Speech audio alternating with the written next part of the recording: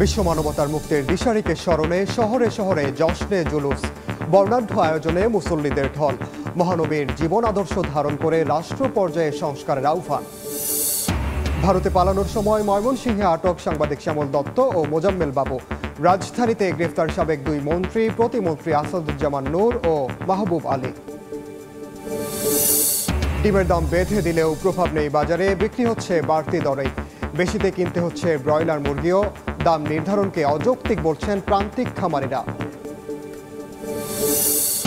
এবং আবারও ট্রাম্পকে হত্যা চেষ্টা, এবার ফ্লোরিডায় তার গলফ ক্লাবে গুলি। অস্ত্রসহ সন্দেহভাজন আটক।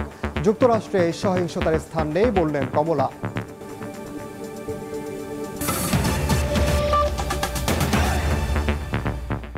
সময় সংবাদের সঙ্গে আছি আমি ওমর ইনাম। বর্ণাঢ্য আয়োজনের মধ্য দিয়ে সারা দেশে পালন করা হচ্ছে পবিত্র ঈদে মিলাদুন্নবী সাল্লাল্লাহু আলাইহি ওয়াসাল্লাম। সকালে চট্টগ্রামের মুরাদপুর খানকা শরীফ এলাকায় লাখো মানুষ জড়ো হন। পরে সেখানে বর্ণাঢ্য র্যালি বের করা হয়। এতে নেতৃত্ব দেন আল্লামা সৈয়দ মোহাম্মদ সাবির শাহ। র্যালিটি শহরের প্রধান সড়ক প্রদক্ষিণ করে দুপুরে জামিয়া আহমদিয়া সুন্নিয়া কামিল মাদ্রাসা মাঠে জড়ো হওয়ার কথা রয়েছে।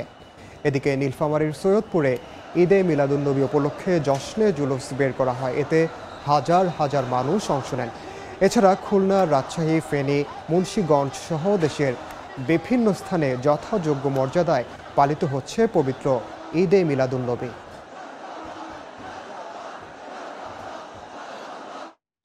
ঈদে মিলাদুন্নবী উপলক্ষে জশ্নে জুলুসের খবর জানাতে চট্টগ্রামে আছেন সহকর্মী শফিকুল আলম এবং রাজধানীর গ্যান্ডারিয়ায় আছেন আলামিন তুষার। সরাসরি প্রথমে যাচ্ছি শফিকের কাছে। শফিক, লাখো মানুষের ঢল এখনো পর্যন্ত এই চট্টগ্রামে যে ঢল সেটি এখন চট্টগ্রামে মুরাদপুরে এখন ঘুরে এসে মুরাদপুরের দিকে আসছে। যে নিউ জিসি মোড় থেকে ঘুরে এসে এখন মুরাদপুরে আসছে এবং মুরাদপুর হয়ে আবার সে খানখায় কিন্তু সে মানুষের ঢল গিয়ে পৌঁছাবে। আপনাকে একটু জানিয়ে রাখি যেটি প্রতি বছরকে 1974 সাল থেকে আঞ্জুমানিয়া রহমানিয়া সুন্নিয়া ট্রাস্টের আয়োজনে এই বর্ণাঢ্য জশ্ন জুলুসের র্যালি প্রতি বছর বের করা হয়। তার অংশ হিসাবে এবারও সেই জশ্ন জুলুসের র্যালি বের করা হয়েছে এবং র্যালিটি নগরীর যে জিসি মোড় থেকে ফিরে এসে মুরাদপুর এসেছে এবং পরবর্তীতে এটি আবার যে খানকা শরীফ রয়েছে সেই খানকা শরীফে গিয়ে শেষ হবে। তো জানিয়ে রাখি এখানে প্রধান অতিথি হিসাবে কিন্তু থাকেন পাকিস্তান থেকে আসা আওলাদের রসুল এবার এসেছেন আল্লামা সৈয়দ মোহাম্মদ সাবের শাহ এবং তার আওলাদ তাহের শাহ, এবং তারা দুইজনেই কিন্তু কিছুক্ষণ আগে খানকা শরীফে যে বক্তব্য দিয়েছেন এবং বাংলাদেশের জন্য শুভকামনা তারা কামনা করেছেন এবং বৈষম্যহীন বাংলাদেশ গড়ার ক্ষেত্রে যা যা করা প্রয়োজন সব ধরনের সহায়তার কথা তারা বলেছেন এবং ইসলামের যে সম্প্রীতির কথা বলেছে এবং যে কোনো ধর্মের মধ্যে কোনো ভেদাভেদ নাই সেই বিষয়টি তিনি তুলে ধরেছেন। তো আপনাকে জানিয়ে রাখি এই বর্ণাঢ্য র্যালিতে প্রায় আঞ্জুমান রহমানের সুন্নিয়া ট্রাস্টের পক্ষ থেকে প্রায় 50 থেকে 60 লাখের বেশি মানুষ হওয়ার কথা তারা প্রতি বছর কিন্তু তারা শরীফ ঘোষণা দিয়ে থাকে। আমরা সকাল থেকে দেখেছি এই সড়কে মানুষের ভিড়, মানুষের ঢল এবং লাখো মানুষ বিভিন্ন স্কুল কলেজ বিভিন্ন প্রতিষ্ঠান থেকে চট্টগ্রামের 3 পার্বত্য জেলা কক্সবাজার যে উপজেলাগুলো রয়েছে সেখান থেকে কিন্তু লাখো মানুষ এসে কিন্তু এই বর্ণাঢ্য র্যালিতে যুক্ত হয়েছেন এবং সবাই কিন্তু সম্প্রীতির বাংলাদেশ গড়ার কথা বলেছেন, বিশ্ব শান্তি কামনা করেছেন এবং মানুষের শান্তি কামনা করেছেন, বাংলাদেশের সমৃদ্ধির কামনা করেছেন এবং যে সব ধর্মে ভেদাভেদ ভুলে গিয়ে সবাই মিলে ঐক্যের বাংলাদেশ গড়ার কথা বলেছেন। এবং এখানে যে স্বেচ্ছাসেবক যে দলগুলো রয়েছে বিশেষ করে গাউসিয়া কমিটি, তরিকত ইসলাম এবং যে সংগঠনগুলো রয়েছে সবগুলোর তারা কিন্তু এখানে বিপুল সংখ্যা আইন শৃঙ্খলা রক্ষা বাহিনীর এবং পুলিশ সদস্যরা আমরা সক্রিয় হতে দেখেছি, র্যাব সদস্যদের দেখেছি। সব কিছু মিলে যেটি বলা যায় কিছুক্ষণ পরে সেই র্যালিটি গিয়ে খানকা শরীফে গিয়ে শেষ হবে। এই ছিল আমার কাছে সর্বশেষ তথ্য। এখন চলে যাচ্ছি ঢাকায়। বিশ্বের সর্বশ্রেষ্ঠ মহামানব সর্বশেষ নবী হজরত মোহাম্মদ সাল্লাল্লাহু আলাইহি সাল্লামের এই পৃথিবীতে আগমন উপলক্ষে ধর্মপ্রাণ মুসলমানরা কিন্তু প্রতি বছরই এই দিনটিকে ঘিরে নানা রকম আয়োজন তারা করে থাকেন। তারই অংশ হিসেবে এখানেও কিন্তু এই যে আমরা যেখানটায় অবস্থান করছি গ্যান্ডারিয়াতেও কিন্তু আয়োজন করা হয়েছে জশ্ন জুলুস এবং এর আগে আলোচনা সভা এবং ওয়াজ মাহফিলের আয়োজনও কিন্তু হচ্ছিল এবং তার পরবর্তীতে এখন আসলে মোনাজাত হচ্ছে।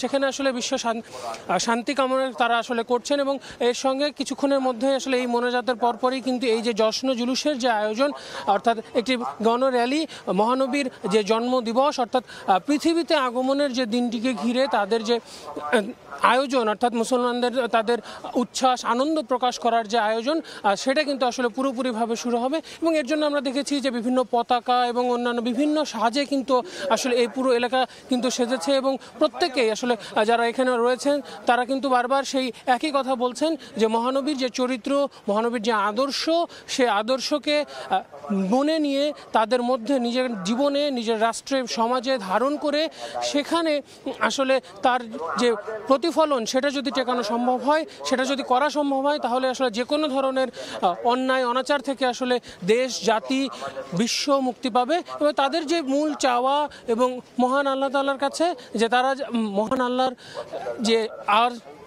যে দয়া মায়া সেটা পাওয়ার জন্য তারা আসলে চাচ্ছেন যে মহানবীর যে আপন করার এবং মহানবীকে আপন করার সেই জায়গা, সেটার মাধ্যমে তারা আসলে বিশ্বে শান্তি প্রতিষ্ঠা করতে চাচ্ছেন।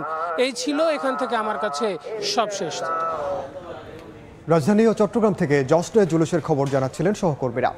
ঢাকা রিপোর্টার্স ইউনিটিতে জাতীয় সমাজতান্ত্রিক দলের আলোচনা সভায় বক্তব্য রাখছেন বিএনপি মহাসচিব মির্জা ফখরুল ইসলাম আলমগীর। সরাসরি যাচ্ছে সেখানে। আমি জানি না তারা কীভাবে জরিপটা করেছে। তারা বলেছে 80% লোক চায় যে যতদিন খুশি এই সরকার থাকুক। এটা আমি জানি না তারা এই কথাগুলো থেকে পেলো, কীভাবে পেলো, কিন্তু জনগণ এটা কোনোদিনই মেনে নেবে না। এই ধরনের কথা, এই ধরনের রিপোর্ট করা থেকে আমার মনে হয় যে ভেবেচিন্তেই করা উচিত এবং এটা যেন বিভ্রান্তির সৃষ্টি না হয় সে বিষয়টাও আমাদের খেয়াল রাখতে হবে। আমি বক্তব্য দীর্ঘ করবো না, আমি শুধু একটা কথা, শেষ কথা বলতে চাই। সেটা হচ্ছে আজকে অনেক ত্যাগ তিতিক্ষার পরে আমরা দীর্ঘ 17-18 বছর ধরে আমরা নির্যাতিত হয়েছি। আমাদের গণতন্ত্রের আপসীন নেতৃত্বে খালেদা জিয়া, তিনি দীর্ঘকাল কারাগারে থেকেছেন 6-7 বছর ধরে, অত্যন্ত অসুস্থ হয়ে পড়েছেন। আমাদের নেতা তারেক রহমান সাহেব তিনি নির্বাসিত হয়ে বিদেশে আছেন। আমাদের প্রায় 60 লক্ষ মানুষের বিরুদ্ধে যারা আমরা গণতন্ত্রের সংগ্রাম করেছি, লড়াই করেছি, তাদের 60 লক্ষ মানুষের বিরুদ্ধে মিথ্যা মামলা হয়েছে। আমি আজকে এই সভা থেকে এই দাবি আবার উত্থাপন করছি, আহ্বান জানাচ্ছি সরকারকে অবিলম্বে এই মিথ্যা মামলাগুলো, যেগুলো হয়রানিমূলক মামলা করা হয়েছে, গায়েবী মামলা করা হয়েছে, তার সংখ্যা প্রায় 1,45,000 মতো, অবিলম্বে প্রত্যাহার করা হবে। আরেকটি দাবি আমরা আহ্বান জানতে চাই যে এই সংগ্রামে স্বৈরাচার বিরোধী, ফাঁসিবাদ বিরোধী সংগ্রামের মধ্যে যারা পঙ্গু হয়েছেন, নিহত হয়েছেন, আহত হয়েছেন, তাদেরকে ক্ষতিপূরণ দেওয়া এবং তাদের পরিবারকে পর্যাপ্ত ক্ষতিপূরণ দেওয়ার ব্যবস্থা করতে হবে। আমরা আশাবাদী বাংলাদেশের মানুষ সবসময় কিন্তু লড়াই করেছে, সংগ্রাম করেছে। যখনই তাদের উপরে সে অত্যাচার, নির্যাতন, নিপীড়নের মাত্রা চরমভাবে বেড়ে গেছে, যখন শাসক গোষ্ঠী বাংলাদেশের মানুষকে তারা পুরোপুরিভাবে ব্যবহার করতে চেয়েছে, তখন মানুষ কিন্তু বিদ্রোহ করেছে। সেই বিদ্রোহের ফলে কিন্তু আমরা আজকে এই অবস্থাটা পেয়েছি, যে অবস্থাটা আমাদেরকে নতুন সুযোগ সৃষ্টি হয়েছে। আসুন আমরা সরাসরি যুক্ত ছিলাম ঢাকা রিপোর্টার্স ইউনিটিতে। ময়মনসিংহের সীমান্ত এলাকা থেকে সাংবাদিক শ্যামল দত্ত, মোজাম্মেল বাবু সহ 4 জনকে আটক করা হয়েছে। পুলিশ জানায় ভোরে ধোবাউড়া উপজেলার দক্ষিণ মাইজপাড়া ও পোড়া কান্দুলিয়া সীমান্তের মাঝামাঝি এলাকা দিয়ে একটি প্রাইভেট কারে করে ভারতে প্রবেশের চেষ্টা করছিলেন সাংবাদিক শ্যামল দত্ত, মোজাম্মেল বাবু।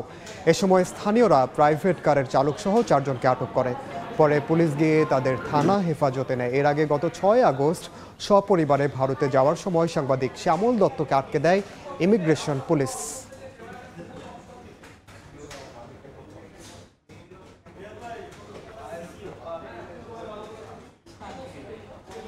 বিস্তারিত জানাতে এই মুহূর্তে ময়মনসিংহ পুলিশ সুপারের কার্যালয়ের সামনে আছেন সহকর্মী ওবায়দুল হক। সরাসরি যাচ্ছি তার কাছে।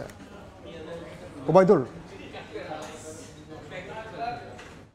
তো সাংবাদিক মোজাম্মেল হক বাবু, শ্যামল দত্ত সহ 4 জন এই মুহূর্তে ধুবাউড়া থানায় অবস্থান করছেন। তাদেরকে ওসির রুমে থানা হেফাজতে রাখা হয়েছে।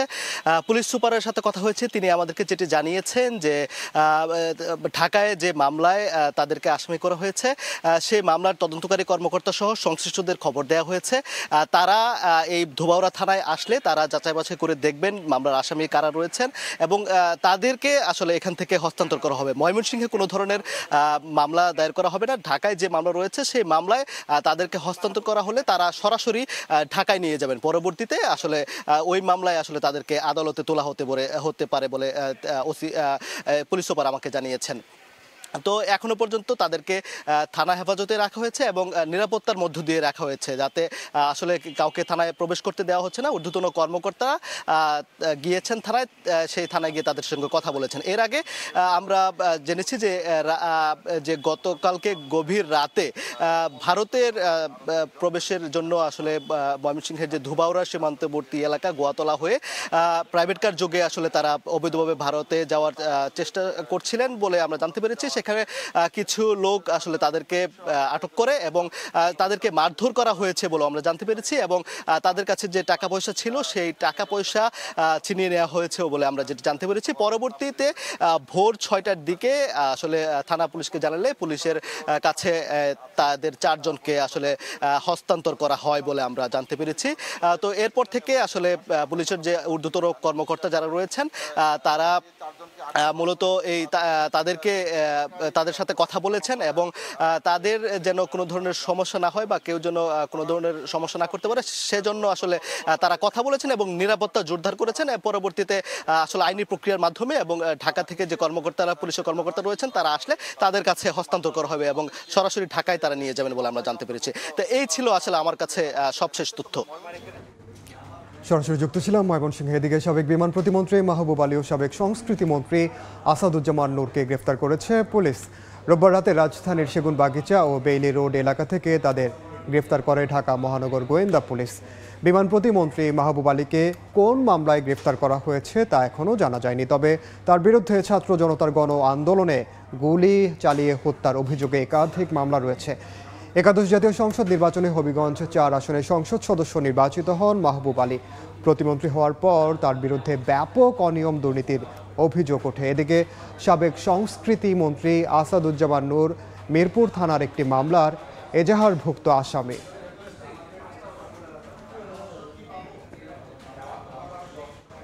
সময় সংবাদে আরও থাকছে।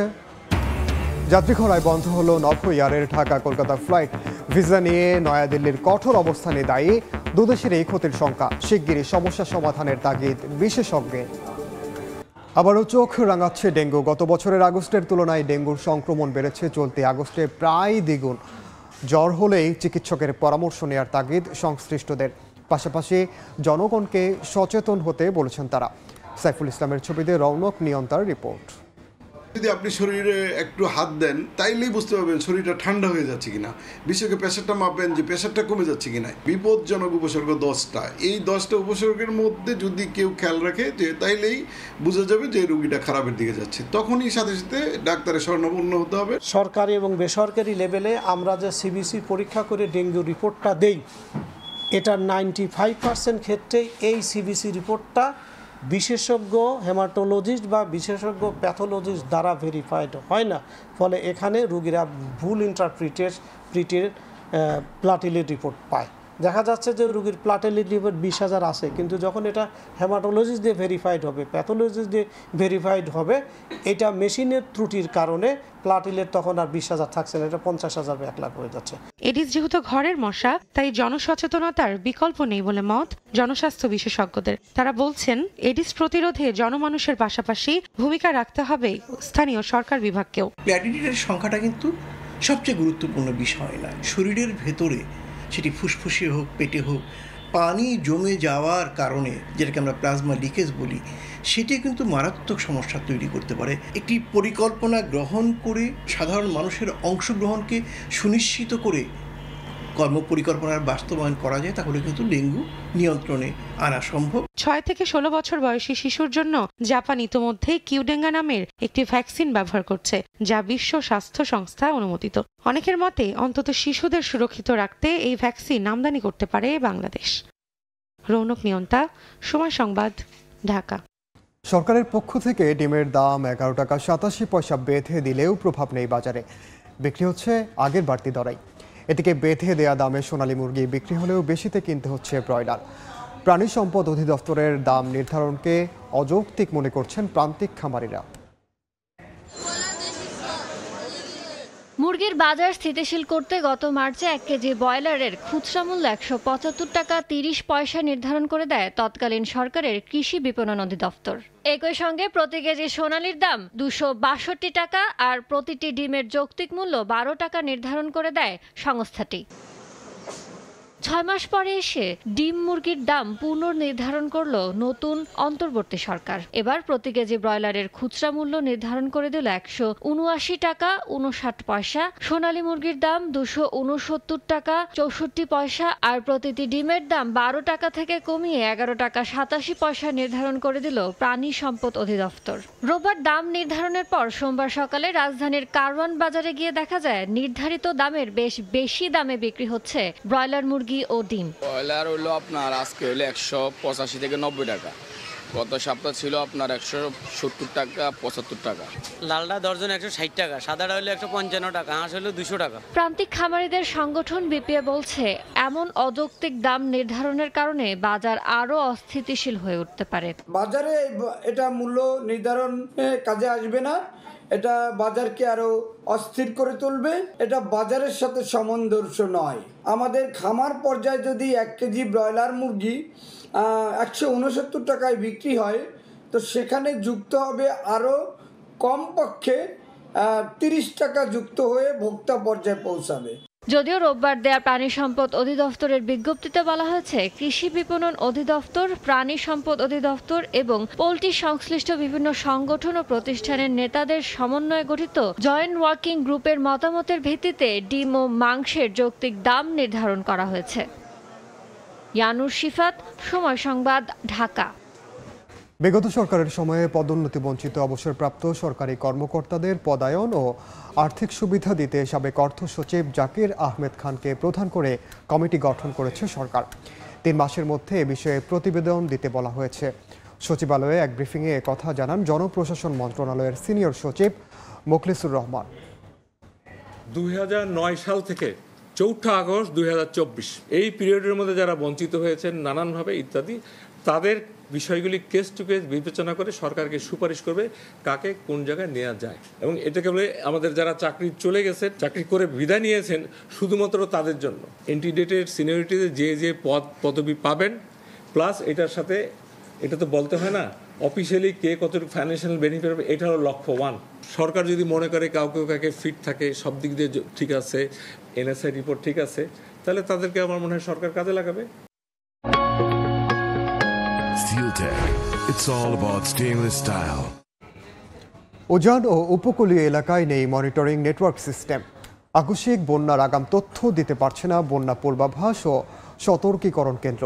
তথ্যের অভাবে দুর্যোগে বছরে ক্ষতি হচ্ছে প্রায় 30,000 কোটি টাকার সম্পদের। দুর্যোগপ্রবণ দেশ হওয়ায় উন্নত প্রযুক্তি ব্যবহারের পরামর্শ আবহাওয়া বিশেষজ্ঞদের। কাজল আব্দুল্লাহর রিপোর্ট।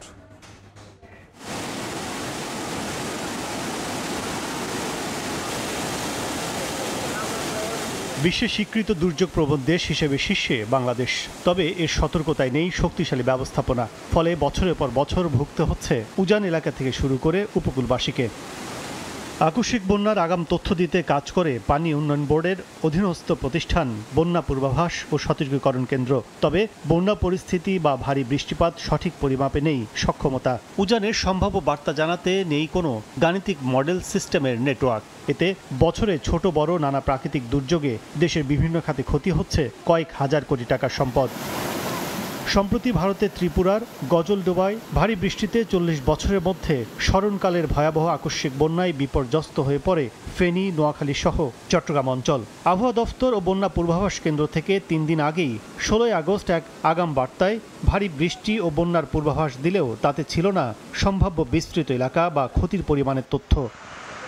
এ বিষয়ে জানতে সময় সংবাদ যায় পান্থপথে বন্যা পূর্বাভাস ও সতর্কীকরণ কেন্দ্রে। বিভাগটি জানায়, ভারী বৃষ্টির কারণে সম্ভাব্য বন্যার তথ্য দিতে যে মডেল ব্যবহার করা হয় তা দিয়ে সঠিকভাবে তথ্য মেলে শুধু গঙ্গা, মেঘনা ও ব্রহ্মপুত্র অববাহিকার। তবে মডেলটির নেটওয়ার্কিং নেই দেশের দক্ষিণ পূর্বাঞ্চলের উপকূল সহ উজানে থাকা ছোট নদীগুলোর অববাহিকায়। এতে সঠিকভাবে আবহাওয়া পর্যালোচনা ও বার্তা দেয়া সম্ভব হচ্ছে না। চট্টগ্রাম বিভাগ এবং বরিশাল বিভাগ বা খুলনা বিভাগ এসব স্থানে আসলে আমাদের গাণিতিক মডেল নেটওয়ার্কটি এখনো অপারেশনাল ভিত্তিতে চালু নয়। এর জন্য মূলত আসলে আমরা কোনো সুনির্দিষ্ট পূর্বাভাসটা দিতে পারছি না, যেটা আমরা আমাদের যে যমুনা নদী বা পদ্মা নদী অথবা সুরমা-কুশিয়ারা নদীতে দিতে পারি। বাংলাদেশ পরিসংখ্যান ব্যুরো BBS এর তথ্য বলছে, দুর্যোগে বছরে বাংলাদেশের ক্ষতি হচ্ছে গড়ে 30,000 কোটি টাকার সম্পদের। ক্ষয়ক্ষতি কমাতে উন্নত প্রযুক্তিগত সক্ষমতা বাড়ানোর পরামর্শ বিশেষজ্ঞদের। পূর্বাভাস ব্যবস্থাটা আবহাওয়া অধিদপ্তর প্রস্তুত করেন, এটা অটোমেটিকলি স্বয়ংক্রিয়ভাবে খুবই দ্রুত চলে যেতে হবে ফ্লাড ফোরকাস্টিং ওয়ার্নিং সেন্টারের কাছে, যাতে তারা অতি অল্প সময়ে লেটেস্ট বৃষ্টির তথ্যটা পায়। পার্শ্ববর্তী দেশের বৃষ্টির পূর্বাভাসটা আমাদের তৎক্ষণাৎ পেতে হবে, আমাদের নিজস্ব ক্যাপাসিটিও ইমপ্রুভ করতে হবে। আবহাওয়া অধিদপ্তরের পূর্বাভাস, পানি উন্নয়ন বোর্ডের বন্যা সতর্কবার্তা এবং দুর্যোগ মোকাবিলায় দুর্যোগ ব্যবস্থাপনা বিভাগের সমন্বয়েও গতি আনার তাগিদ সংশ্লিষ্টদের। কাজল আব্দুল্লাহ, সময় সংবাদ, ঢাকা। যাত্রী খরায় পুরোপুরি বন্ধ হলো নভো এয়ারের ভারতগামী ফ্লাইট। আজ থেকে অনির্দিষ্টকালের জন্য বন্ধ হচ্ছে এয়ারলাইন্সটির ঢাকা টু কলকাতা ফ্লাইট। বিশেষজ্ঞরা বলছেন, নয়াদিল্লি ভিসা নিয়ে কঠোর অবস্থান থেকে সরে না সরলে ক্ষতির মুখে পড়বে দুদেশ। শিগগিরই দরকার সমাধান। 5 আগস্টের পর বাংলাদেশিদের ভিসা দেয়া নিয়ে নয়াদিল্লির কঠোর অবস্থানের মুখে একের পর এক কমতে থাকে ভারতগামী ফ্লাইট। বিমান বাংলাদেশ US বাংলার ফ্লাইট সংখ্যা কমেছে অর্ধেকের বেশি। এমন বাস্তবতায় অনির্দিষ্টকালের জন্য বন্ধ হলো নভো এয়ারের ঢাকা টু কলকাতা ফ্লাইট। প্রতিদিন একটা করে ফ্লাইট ছিল, মাঝখানে আমরা কমে নিয়ে আসলাম, সপ্তাহে 3টা ফ্লাইট করলাম। ডেফিনেটলি যাত্রী সংখ্যা কম হওয়ার কারণে যাত্রী সংখ্যা তো একদম কমে গেছে। ওই পরিস্থিতিতে আমরা বাধ্য হয়েছি ফ্লাইটটা আপাতত বন্ধ রাখতে। এর আগে নভো এয়ারের ভারতগামী ফ্লাইট ছিল সপ্তাহে 7টি। শুধু এই ফ্লাইটেই মাসে প্রায় 4000 যাত্রী যাতায়াত করত ঢাকা কলকাতা রুটে। ভিসা কড়াকড়িতে যাত্রী খরায় ফ্লাইট সংখ্যা কমিয়ে 3টি করা হলেও পাওয়া যাচ্ছিল না অর্ধেক যাত্রীও। অবশেষে ফ্লাইট বন্ধের পথেই হাঁটে এয়ারলাইন্সটি। যে ব্যয় ফ্লাইট চলে সেই অপারেশনাল কস্ট না উঠলে তো আর ফ্লাইট চালানো যায় না। পরিস্থিতি যদি ভালো হয়, ভিসার ব্যাপারটা স্বাভাবিক হয়ে আসলে আমরা আবার বিবেচনা করব কলকাতা ফ্লাইট রিইনস্টেট করতে। এমন বাস্তবতায় এয়ারলাইন্সগুলোর ক্ষতির পাশাপাশি ব্যবসায়িক ক্ষতির কথা মাথায় রেখে দুদেশের সংশ্লিষ্টদের আলোচনায় বসার তাগিদ বিশেষজ্ঞদের। এয়ারলাইনগুলোর উপর একটা প্রভাব ডেফিনেটলি পড়ছে। এয়ারলাইনগুলোর জন্য এটা একটা অত্যন্ত গুরুত্বপূর্ণ রুট ছিল এবং আমরা আশা করতে পারি যে পরিস্থিতি যদি কেটে ওঠে বা ভারতীয় ভিসা যদি আবার চালু হয় আগের মতো, তাহলে আমাদের জন্য মঙ্গল। এবং সাথে সাথে কিন্তু এটার জন্য যে আমরা শুধু ক্ষতিগ্রস্ত হচ্ছি তা না, কিন্তু ভারতীয় ব্যবসা কিন্তু প্রচুর ক্ষতি, তাদের এয়ারলাইনগুলো ক্ষতির সম্মুখীন হচ্ছে।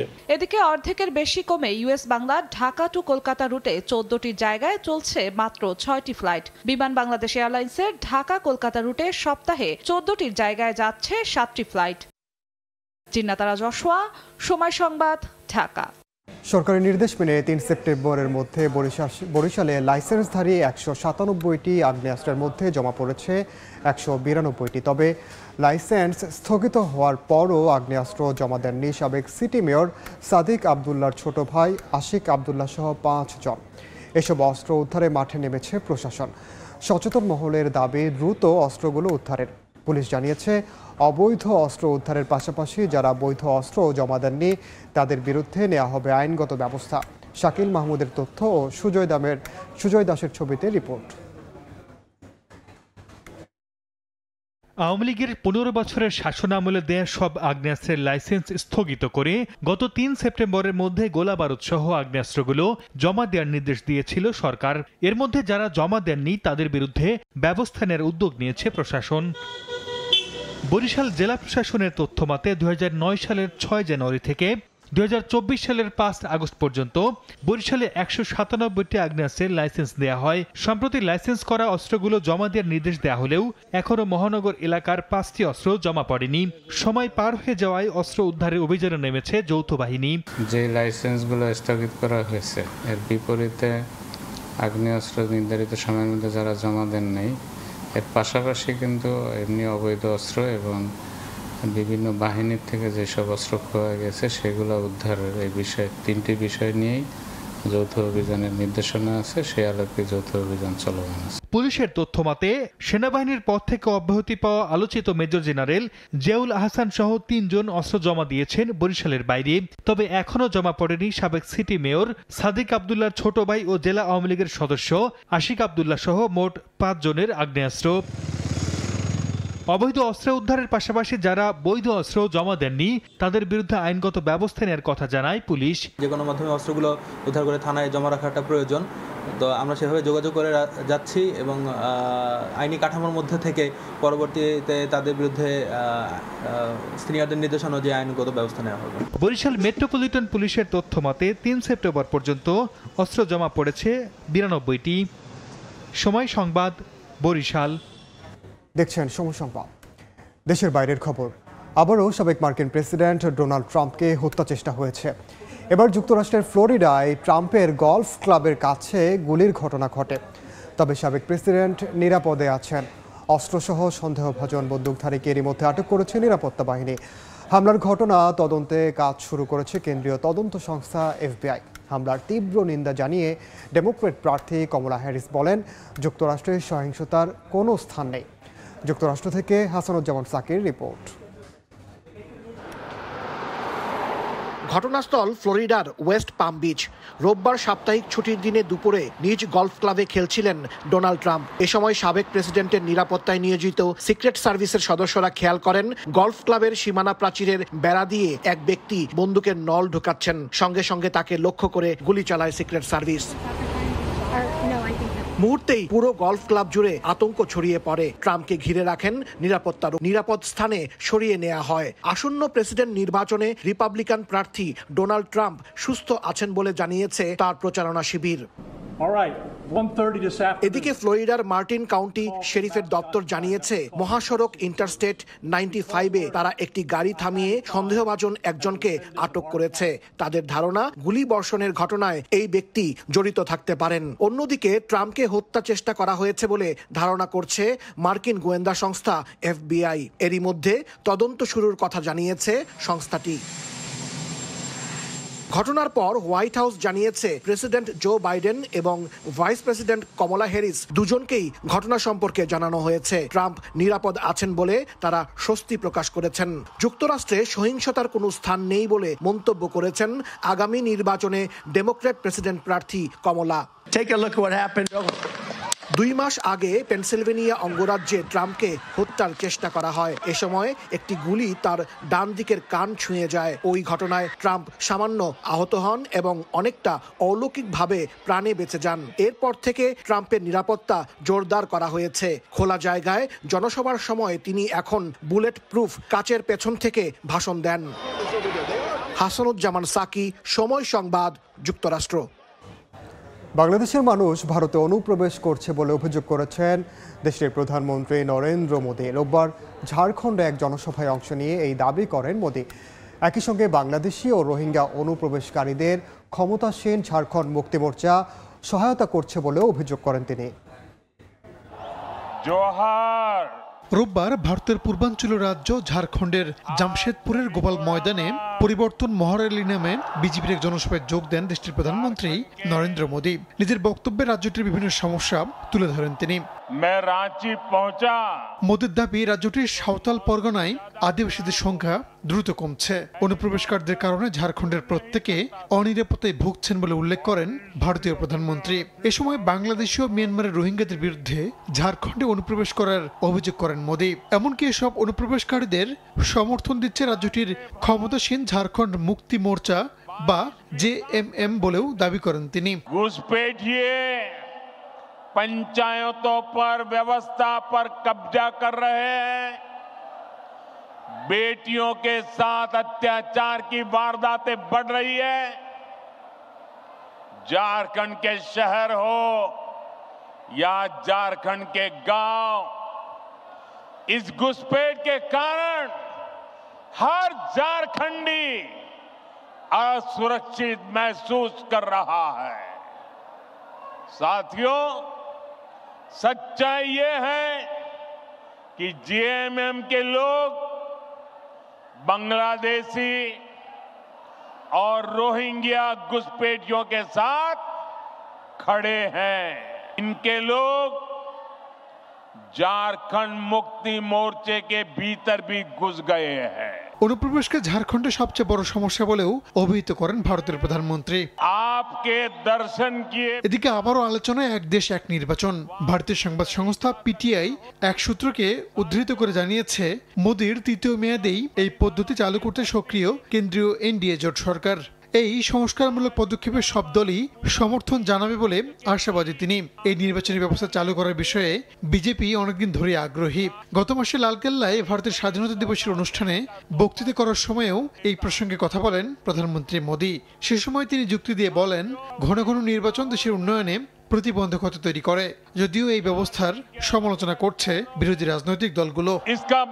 রাহানুল রানা, সময় সংবাদ। দেখছেন সময় সংবাদ। খেলার খবর। বিমান থেকে শহরের সৌন্দর্য আর এমএ চিদম্বরম স্টেডিয়াম দেখতে দেখতে চেন্নাইয়ে পৌঁছালো বাংলাদেশ ক্রিকেট দল। টিম হোটেলে রাজস্বিক সংবর্ধনা দেওয়া হয় টাইগারদের। প্রথম টেস্ট মাঠে গড়ানোর আগে টানা 3 দিন অনুশীলন সারবেন শান্ত মুশফিকরা। সাউথ ইন্ডিয়ান ফিল্ম বাংলাদেশে ব্যাপক জনপ্রিয়। সেখানকার হিরো রজনীকান্ত, বিজয়, অজিত, ধানুষদের চেনেন না এমন সিনেমা প্রেমী এদেশে খুঁজে পাওয়া কঠিন। ভিন্ন ঘরানার সিনেমা, সংস্কৃতি, খাবারের সেই সাউথ ইন্ডিয়ার অন্যতম বড় রাজ্য তামিলনাড়ুতেই এখন বাংলাদেশ ক্রিকেট দল। বিমান থেকে শহরের সৌন্দর্য আর ভারত সফরে প্রথম টেস্টের ভেন্যু এমএ চিদম্বরমকে পাখির চোখে দেখতে দেখতেই তামিলনাড়ুর চেন্নাইয়ে পা রেখেছে টাইগাররা। টিম হোটেলে বাংলাদেশের সবচেয়ে অভিজ্ঞ 3 সদস্য মুশফিকুর রহিম, মুমিনুল হক ও তাইজুল ইসলাম একসঙ্গে নামেন বাস থেকে। চেন্নাইয়ের গুরুত্বপূর্ণ ম্যাচটায় তাদের কাঁধে গুরু দায়িত্ব। ইনফর্ম লিটন দাসের কাছ থেকে হয়তো পরামর্শ নিচ্ছেন রান খরায় ভুগতে থাকা অধিনায়ক নাজমুল হোসেন শান্ত। উচ্চতার কারণে আলাদাভাবে নজর কাড়া নাহিদ রানা পাকিস্তানের মতো ভারতেও বল হাতে তুলতে চান গতির ঝড়। সঙ্গে হাসান মাহমুদ, তাসকিন আহমেদরাও সুইং পেসে আর্লি ব্রেক থ্রু এনে দেওয়ার প্রত্যয় নিয়ে গেছেন চেন্নাইয়ে। হোটেলে উত্তরীয় পরিয়ে সফররত সব ক্রিকেটারকে বরণ করে নেওয়া হয়। সিরিজ সামনে রেখে 12 সেপ্টেম্বর থেকে চলছে ভারতীয়দের ক্যাম্প। বাংলাদেশ দলও করবে না কালক্ষেপণ। টানা 3 দিন এমএ চিদম্বরম স্টেডিয়ামের 22 গজের রহস্য উদ্ঘাটনের চেষ্টা করবে চন্ডিকা হাথুরু সিংহের শিষ্যরা। উইকেট দেখে চাইলে মোস্তাফিজুর রহমানকে ফোন করতেও পারেন তারা। আইপিএলে চেন্নাই সুপার কিংসে খেলায় চিপকের এই স্টেডিয়াম তার হোম ভেন্যু। তাই মহেন্দ্র সিং ধোনির গ্রাউন্ড সম্পর্কে কাটার মাস্টারের চেয়ে ভালো ধারণা টাইগারদের আর কেই বা দিতে পারেন। মাকসুম আলম খান, সময় সংবাদ। এ পর্যায়ে শীর্ষ সংবাদগুলো জানিয়ে দিচ্ছি আরেকবার।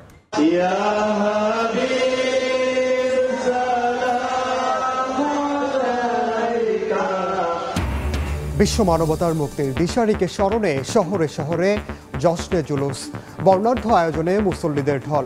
মহানবীর জীবন আদর্শ ধারণ করে রাষ্ট্র পর্যায়ে সংস্কারের আহ্বান। ভারতে পালানোর সময় ময়মনসিংহে আটক সাংবাদিক শ্যামল দত্ত ও মোজাম্মেল বাবু। রাজধানীতে গ্রেফতার সাবেক 2 মন্ত্রী, প্রতিমন্ত্রী আসাদুজ্জামান নূর ও মাহবুব আলী। এবং অনির্দিষ্টকালের জন্য অন্তর্বর্তী সরকারের ক্ষমতায় থাকা মেনে নেবে না জনগণ, বললেন মির্জা ফখরুল। সংবিধান পরিবর্তন হবে কিনা সিদ্ধান্ত নেবে পার্লামেন্ট।